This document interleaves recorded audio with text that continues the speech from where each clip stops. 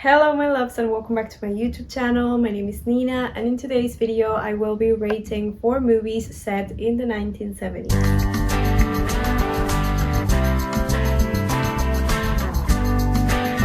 I'm very drawn to anything vintage, so when a movie doesn't just tell a story but it also makes me feel like I'm living in that decade, I'm sold. I'll rewatch it, I'll recommend it, all those things. But as I didn't actually experience those decades, when I watch a movie that is trying to reflect on one specific era, I am drawn into breaking down and analyzing what makes the illusion work and what doesn't. So I watched 4 films set in the 1970s and I defined some categories to analyze each film without spoiling them. So if you haven't seen them, I'm not going to tell you anything that is going to ruin the movie for you. Some of these films are iconic, others are award-winning, but the real question is, are these 70s films overrated? We're going to cover 4 movies, each one showing a completely different side of the decade. So we have school life, financial hustle, politics, and the rise and fall of the adult film industry. And to break them down, these are the categories that we're going to work with the first being cultural authenticity. This one is about how much it actually feels like the 70s mindset, how accurate it is for the decade, how many discussions that were actually made in the 1970s are in the film. We have characters and performances to see if these people are believable for the era. We have engagement to know if the movie actually pulls you in or not. We have the vibe and atmosphere, so it's basically the costumes, the sets, the pacing, the lighting, the dreamy quality, or anything that makes you feel like you're in the movie or in the decade. The soundtrack, which is very important because 70s music is just perfect. And finally, rewatchability.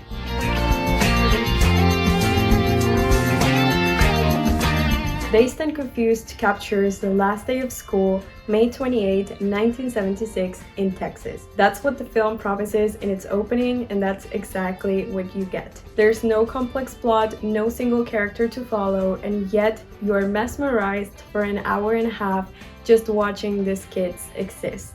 So let's begin with the analysis, starting with cultural authenticity. Richard Linklater wrote, directed, and produced this film based on his own teenager experience in Texas. Now, a lot of people ask if it's realistic to the 70s, and according to a Reddit discussion, most people say it's spot on, but people do concur that the movie mostly covers the Texas experience of high school in the 70s. For that reason, we're going to put a 4 out of 5, especially taking into consideration people's opinions on this, because for me, it's just like any other American high school movie. Then we have characters and performances, and when it comes to the dialogue, the casting, the acting, it's actually impressive how natural everything feels. There's no way we could watch a movie like this nowadays because of the rituals they have, the way they talk about certain topics, or the way they react to certain situations. It's not problematic. The movie is quite complete in the sense that they present a problem or something that we now see as a problem, and it also presents the characters that are actively pointing that out as a problem in the 70s. So I think it's pretty good, but you know, you won't see a movie like this with that type of dialogue and script nowadays. I don't think so, at least. Also, there are so many characters that there's no way you won't identify with at least one of them. And the script is also pretty smart in the sense that they present this story through 2 perspectives, which are the seniors and the freshmen, which instantly relates you to a group, or both if you've experienced both situations by the time you watch this film. For that reason, characters and performances is a 5 out of 5 for me. So engagement. Technically, nothing happens. There's no clear objective, no big narrative arc, and yet you're engaged the entire time. In today's perspective, it's almost as if you were scrolling on social media while all your friends are at the same party, just hanging out or talking to each other. You see videos of them popping on your socials. That's the kind of vibe that I get from this movie. And I think that's also the reason why it works so well nowadays. For that reason, the engagement is 5 out of 5 as well. This is where the movie really shines. The costumes are simple and natural. Nothing feels forced or overly costumey, which makes it feel genuinely 1970s. The story also takes place over just one day, so you don't get a ton of outfit changes, but you still get a sense of how people dressed for going to school versus for going out. Then the lighting is so wonderful because it's warm and soft, like you can almost feel the sun through the movie, and that's something I value so hard nowadays because it just doesn't happen that well anymore. And then the nighttime scenes are super simple. People sitting in their cars, people hanging out in the streets, and that's basically it. Everything feels real and intimate, which is something I definitely enjoyed while watching. So for the general vibe, it's 5 out of 5 again. With the soundtrack, just listen to it. Every song hits. And they almost always use the songs to the very end. So it's almost like you were watching like a video clip playlist. It's really cool, so that's a 5 out of 5 for sure. And for rewatchability, I would watch it 1,000 times. This is such an easy, guaranteed 1970s immersive experience. And fun fact, this year marks the 50th year anniversary of the day this movie takes place. So maybe watch it on May 28th. For rewatchability, we're going to put a 5 out of 5. And for the final score for this movie, it's a 5 out of 5.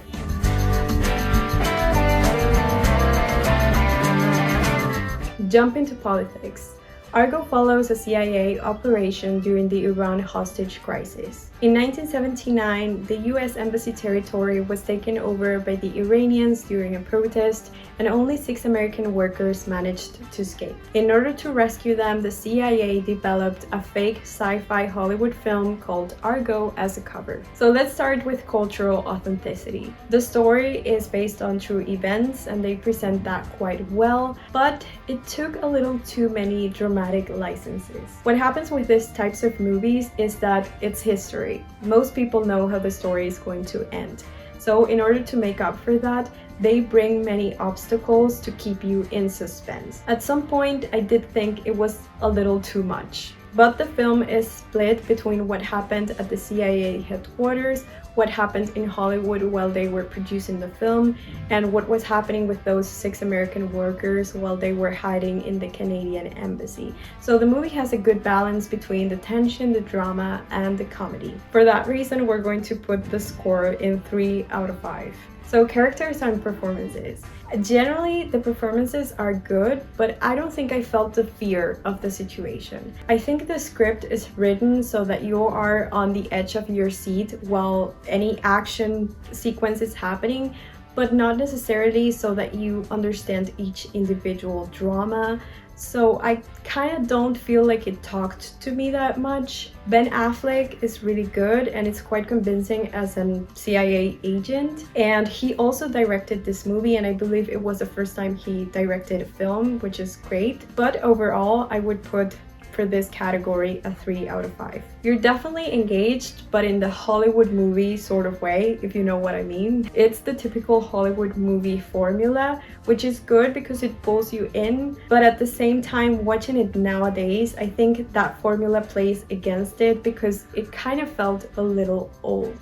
So for that reason, we're going to put it a 4 out of 5. Vibe and atmosphere. The vibe is cool, especially on the Hollywood scenes, but it's not memorable, which makes sense because you're meant to be focused on the tension of the story rather than on the costumes or any other flashy things. The sets are really good though. They filmed in Turkey and Istanbul to recreate some streets of Tehran, and they did a beautiful job in that department. So for that reason, we're going to put it a 3 out of 5. Soundtrack. It has some really good songs, but not a lot, and they are mostly on the Hollywood scenes, which is the only place where those songs would make sense. So for that reason, we're going to put it at 3 out of 5. And rewatchability. This movie has 3 Oscars, including Best Picture, yet I don't think I will watch it again. So for rewatchability, I will put it a 1 out of 5, which makes the total score of this movie a 3 out of 5. American Hustle follows two con artists in the late 1970s who, after being caught by an undercover FBI agent, are forced to work with him to take down a series of political corruption and financial schemes. So, cultural authenticity. I like the fact that the movie begins with some of this actually happened, because these characters did exist, so they maybe just made up a story around that whole FBI mission. Being that vague when you're making up a story, I think it makes it a little better, because it makes people want to know exactly what was true and what wasn't. So I liked that fact. Talking about economics, this movie perfectly encapsulates the 70s as a period where the economic growth was stagnant. There was high unemployment, high inflation, there was an oil crisis. So to see these con artists seems quite accurate for the time, other than, of course, it happened. But it sort of perfectly resembles, let's say, the creativity that people develop when they are facing some economic problems and they need to get out, like what they plan and what they're willing to do in order to survive the whole situation around them. One other thing that caught my attention after watching Argo and American Hustle is that the topic of divorce was quite present and it's not casual. The 70s were revolutionary when it came to divorce, because it was a time where irreconcilable differences were introduced as a viable cause for divorce, and both movies reflect on broken marriages where one of the two wants out of the marriage and wants to get a divorce. So this is definitely an interesting topic that is talked slightly in the movie, but after watching the two, I kind of caught up on that, and after investigating, I found out that actually the 70s were huge when it came to divorce. For that reason, for all those three things, I think I'm going to go with a 3 out of 5 for the score on cultural authenticity. The cast is amazing, no doubt, only big names in this movie, but director David Russell is known for making actors improvise during the scenes, and while they are all great, and while you can't really tell when they are acting a script or when they are improvising, I would say movies are always better when they stick to the script. And why do I say that? Because it wasn't engaging for me. I found it so hard to follow. I had a hard time trying to understand who was on each side, and it was just too long. So for me, it's not a 1, but it's definitely a 2 for both characters and engagement. Vibe and atmosphere. The vibe was a little off for me. I always found some of the decisions to be a little odd for some reason. I do think the reason I don't fully understand the decision comes from something the costume designer actually did really well, which was to reflect not only on the decade, but on the social class of the characters. These are con artists, scammers, eccentric people with a few tacky tastes, you know? It's a hard thing to design, and I don't think I would have done a better job at all. I think the designer did a really good job with these costumes, but there was always something that wouldn't be something I would wear or I would like to have in my own closet, and that sort of takes the fun for me.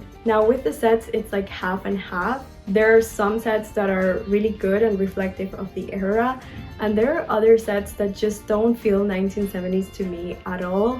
After investigating, I believe that the set design is actually meant to be accurate for the decade, but I just don't see that. Maybe I don't know enough about the 1970s, but I low-key hated most of the sets in this movie, and what actually made it worse was the lighting that came off a little plain on some scenes. Sadly, for that reason, this movie has a 2 out of 5 in terms of vibe and atmosphere. With the soundtrack, there are some really good songs, but you get the feeling that they are there just because.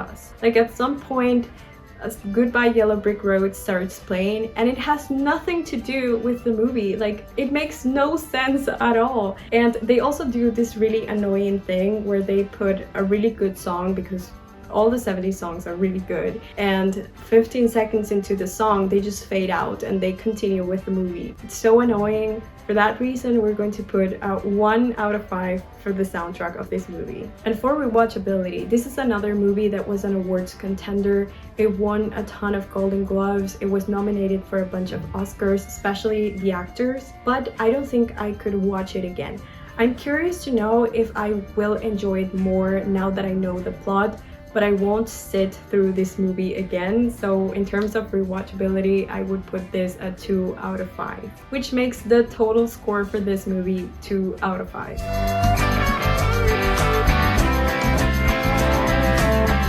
Okay, so it got dark, but it's perfect for the next movie, which is Boogie Nights. Boogie Nights follows a young man who gets pulled into the adult film industry in the 1970s, rising quickly through fame, money, and excess, while everything around him slowly begins to fall apart. So starting with the cultural authenticity. This film is heavily inspired by the life of adult film star John Holmes, and even though the film never says it's based on a true story or true events, you kind of understand it as such. One thing this movie presents really well is the golden age of the adult film industry, where this sexually explicit films experienced positive attention from the general public. In case you don't know, in the 70s, the adult films were released in the theaters, and the story around the intimacy was quite relevant. So the writers, the directors, and the producers worked really hard to keep people engaged with the story, and were working really hard to keep people inside the theaters after they had done their thing.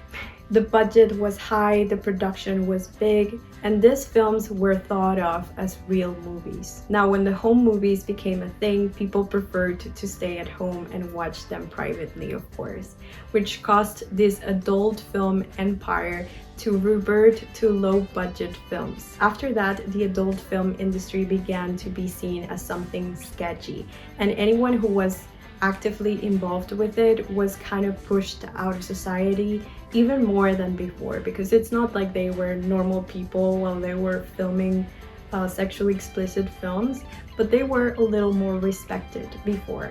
Now it was a thing that people just did in private, and people knew about the actors and they didn't talk about it ever. All of that is reflected in the film through its characters and their different objectives in life.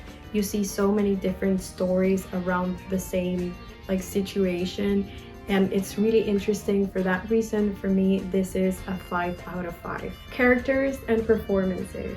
There are only excellent actors in this film, and they do such a great job at presenting their characters through rage, sadness, loneliness, jealousy, addiction. It's amazing. You might not feel identified with any of the characters, but you do understand what they're going through, and you understand why they sort of find each other in that safe space where they hang out, and where they are all the same family, let's say. One thing that also supports how well thought this movie is how many sequence shots there are in the movie, because you sort of feel like you are the camera and you are just walking around the house. You are meeting everyone and everyone is hanging out with each other. It's a really good thing that Paul Thomas Anderson does in his movies. And with this film in particular, it's like you are inside this adult film production set at all times, which is extremely cool. For those reasons, this is definitely a 5 out of 5 in my opinion. This movie is 2 hours and a half, and you don't even notice. I don't know if that's going to be the case for everyone, but it kept me super engaged. There are so many things that happen in the movie that you have to keep up with the whole situation and with all the characters. So for me, it's a 5 out of 5 as well. Vibe and atmosphere. The vibe is amazing in general. Something that I really appreciate about this film is that the costumes reveal a lot about the characters. So for example, you have the roller girl, and she states at the very beginning of the movie that she never takes her skates off. And that's a character right there, someone who just wears something that you can recognize all the time, that you will always see wearing the skates. You also have Don's character. It's like he never finds his personal style, and he's always wearing a different thing, and that's kind of himself trying to understand who he is. And then you have Scotty, for example. He's always wearing what someone else is wearing. Those things I love about this kind of films, because they tell you so much without saying a word, and we need so much more of that in many movies nowadays. The sets are great. The director's house, which is the main place where they hang out, is this beautiful, gorgeous house with really good taste and some bits of eccentric pieces. It has lots of natural light, yet nothing looks white. It has a big pool, a beautiful yard. It's really hard to feel bored while watching this movie because there are details everywhere. Same thing with the lighting. There's a shift that happens between the 70s and the 80s, and they achieve that by changing the lighting design. So in the 70s, we see warm, cozy spaces. Everything has this orangey tone, yellow tone, and then when we go to the 80s, the sets are the same, of course, but everything looks grayish and a little darker and a little sad. So they make such a great job at just working with what they have and showing the difference in like the vibes and how it felt to be in this adult film industry on one decade and the change to the next decade. The final score for the vibe and atmosphere is 5 out of 5. The soundtrack. It's a great soundtrack that mixes both music created for the film and also really popular songs from the 70s. And that makes sense for this movie because there are some scenes that need music, but they also need you to be focused on what's happening and not on the song that you're listening to. So they keep those songs for the parties and for those types of things, which I think it's the perfect decision. So this is, you guessed it, 5 out of 5 as well. For the last one, rewatchability. I don't think it's a film I would watch every year as I could do with Dazed and Confused, for example, but I do think I could watch this movie every 5 years or so to see if I've changed my perspective on anything. It's an original theme, it's really funny, and it reflects on the era really well. So rewatchability for me is 5 out of 5, which makes the final score for Boogie Nights 5 out of 5. These are the final scores for the movies, and something worth mentioning is that the two movies that I liked the most are both from the 90s and they were both filmed with film. And it sounds like such a triviality, but that grainy texture really brings something into the mixture that makes them feel like the 1970s. I don't know, I'm just putting it out there in case someone has a really high budget and they want to make a 70s film. Maybe it's something that we need. When you are trying to represent a decade like that, you need the texture, you need the grainy thing, you need the orangey tone that only film can make. Hope you enjoyed this video. Let me know if you've seen any of this, and if you haven't seen them and you watched them because of this video, also let me know how was your experience and if you agree with the scores. That was everything for today. Thank you so much for watching and for being here, and see you on the next one. Bye! But they sure got some cuties incorrect.